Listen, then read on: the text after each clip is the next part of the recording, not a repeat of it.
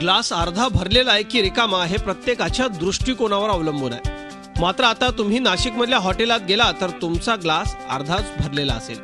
नाशिककरांच्या घरापर्यंत दुष्काळाच्या झळा आल्यात। गंगापूर धरणानं तळ गाठलाय।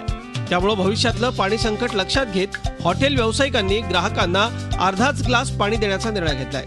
पाण्याचा अपव्यय टाळण्यासाठी आणि एक टाइम पाणी असल्यामुळे, पाण्याचं शॉर्टेज असल्यामुळे हॉटेलला भरपूर पाणी लागतं, धुण्याला याला त्याला सगळं। त्याच्याकरता पाणी आम्ही अर्धा ग्लास चालू केलेला आहे।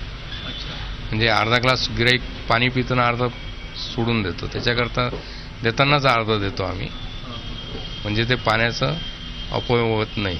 जास्तीत जास्त नागरिकांनी किंवा हॉटेल व्यावसायिकांनी आणि येणाऱ्या कस्टमरांनी याची जर काळजी घेतली की अर्धा ग्लास पाणी आपण जर ठेवलं, पिलं, जेवढं लागेल तेवढंच आपण पाणी जर पिलं तर कदाचित पाणी साठा हा आपल्याला मुबलक राहील आणि येत्या काळामध्ये तो जास्तीत जास्त साठवून आपल्याला ठेवण्यात येईल। हॉटेल व्यावसायिकांच्या या निर्णयाचं ग्राहकांनीही स्वागत केलंय। मोठा ग्लास भरून घेतल्यानंतर माणूस अर्धा पिता अर्धा ओतून देतो।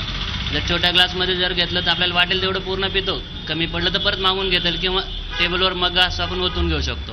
म्हणते ना काय थेंबे थेंबे तळे साचे, त्या पद्धतीनं जर आपण आपल्यापासून सुरुवात केली तर पाणी बचतीची सोय म्हणजे पाणी बचत होऊ शकते असं सांगायचं, बाकी काय नाही। आणि खूप चांगलं डिसिजन आहे की किंवा छोट्या याने पाणी घ्या, लागेल तेवढंच वापरा। धरणांचा जिल्हा असलेल्या नाशिकमध्ये पाणी संकट एवढं तीव्र होऊ शकतं याची कल्पना कुणीच केली नव्हती।